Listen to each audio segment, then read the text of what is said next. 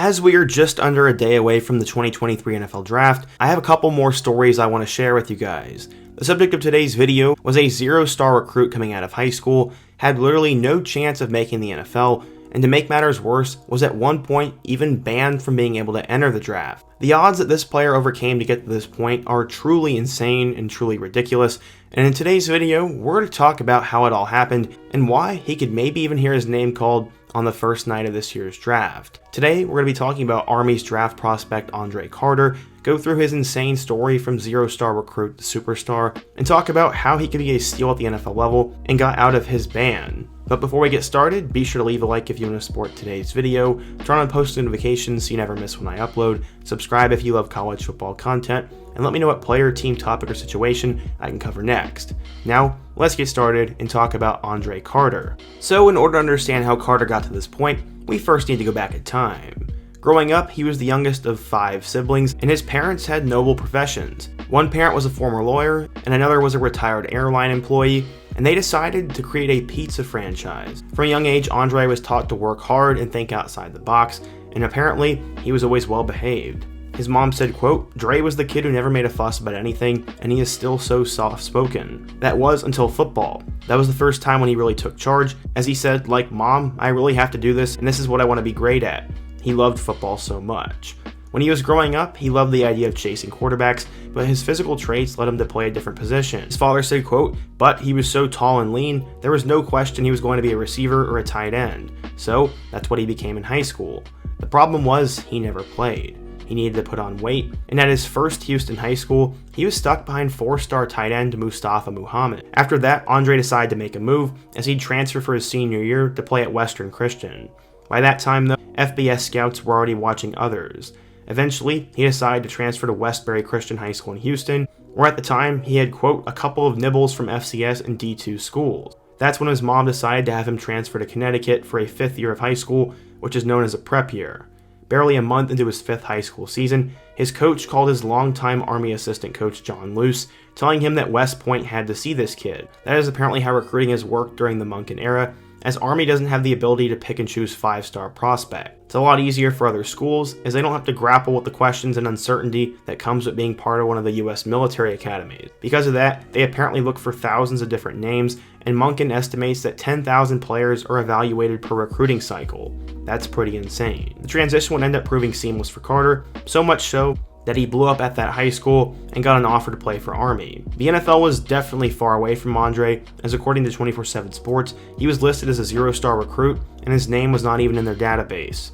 How would he end up doing at Army? Let's take a look. When Carter arrived at Army, he would not really get a chance to play much, as he would see no action in 2019 and then would slowly get mixed in as a sophomore in 2020. Ultimately, he'd play in 10 games for them, making 2 starts along the way. Carter would finish with 14 tackles, 1 interception, 1 sack, and 1 forced fumble in his 2nd season. Going into 2021, Carter would have a season that no one saw coming, except one coach from another school did. In his first start in 2020 against Georgia Southern, Carter had an insane stat line of a sack, a forced fumble, an interception, and a block kick. Georgia Southern's head coach Chad Lunsford said, quote, "Make that guy a general right now." Carter ended up having a huge 2021 season, as in their first game against Georgia State, he'd have 3 sacks, and then would add 1.5 more in week 2 against Western Kentucky. He was off to 4.5 sacks in 2 games, and would continue to dominate. He had another against Miami of Ohio, 2 against Ball State, and 1 on the road against Wisconsin. He had registered a sack in his first 5 games, and would continue on with that trend. He'd have 1 more against Air Force, 1 more against Bucknell, and then had the best game of his career against UMass.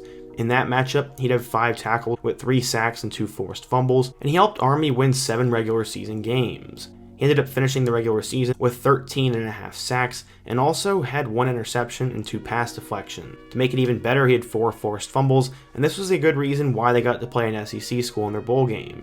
Ultimately, they played my Missouri Tigers, and this was embarrassing for Mizzou, as Carter would end up having a sack on that one, and they would beat Mizzou 24-22. Carter had an insane season, became Army's first All-American in a long time, and was 2nd in the country in sacks behind Will Anderson. Carter truly had an elite 2021 season, and because of that, he had a ridiculous amount of hype for 2022, and was projected as a first-round pick in many preseason mock drafts. Unfortunately, his 2022 season was somewhat disappointing, as while he got to play in a ton of games, he didn't produce as much. Part of that was because of the ridiculous amount of hype, part of that was because of double teams. But either way, it was a little bit disappointing. 2 of his 3 sacks came in an overtime loss to UTSA, and then he had 1 against Troy. He finished the year with 27 tackles and 3 sacks, and this would end up hurting his draft stock a little bit. He would declare for the 2023 NFL Draft, but for a while, it didn't look like it was ever going to happen. It is very rare that the military academies produce an actual big-time draft prospect, as the last time I really remember one was Keenan Reynolds, who was a Heisman contender and a tremendous quarterback for Navy. Usually going to the NFL is an exception and not the norm. That's why before their junior year, they have to affirm their commitments to the service. They basically have to double down on their pledge to the military, and before year 3, Carter was not an NFL prospect. Basically, he would not be able to enter the draft because of a prior bill passed in the government that made these guys required to do their service before they could go to the NFL.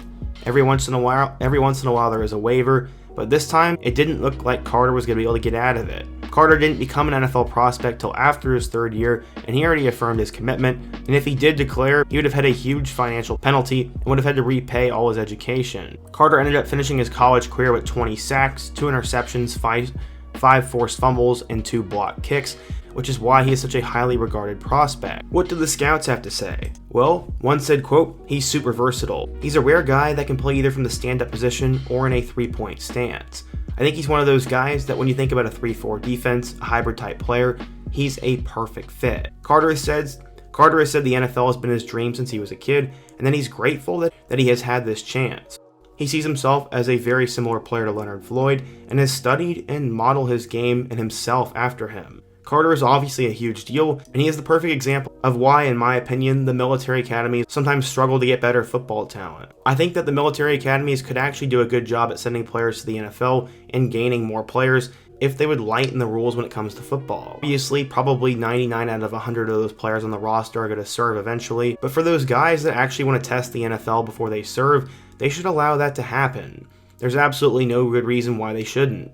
For example, let's say that Carter ended up becoming a 1st-round pick. If he ended up panning out in the NFL, then not only is that free publicity to the service academies, but it shows other players that it's possible to get that done while you were there. For the most part, you're going to get really good coaching there, you're going to set yourself up to have a great career outside of football, and you're going to play in a couple of big games, most notably Army-Navy, so why not just give these guys the opportunity to figure it out? Ultimately, because of a recent bill passed, Carter is going to be able to hear his name called, but combining everything going around with his name and his dip in production in 2022, that's why scouts are no longer as high on him as they used to be. According to NFL Mock Database, Carter is currently ranked as the 97th best prospect, with his highest ranking coming in at 35th. He's a projected 3rd-round pick and has a 13% chance of going in the 1st round. At some points, his stock has been much higher, as according to the database, early in 2022, he was consistently ranked a top 40 prospect. Obviously, things have dropped a little bit, but Carter could make history, as he could be the highest guy drafted from the military academies in a long time, and I think has a chance at a long career. While his stats weren't great his final year, I think he's going to show out, and this will be a huge deal for the military academies and Carter when he gets to walk across the stage here in just a couple of days. But what do you guys think? If you're an Army fan, what do you think of Andre Carter? If you're a fan of football, what do you think about the military academy's rules and what should be done about it? Let me know another player or prospect who has a great story who I could take a look at next. Be sure to let me know down below, leave a like if you want to support today's video, subscribe if you're new, and check out all my other videos on the end screen, including my video about Cody Mock. I hope to see you guys again soon, but until next time, peace.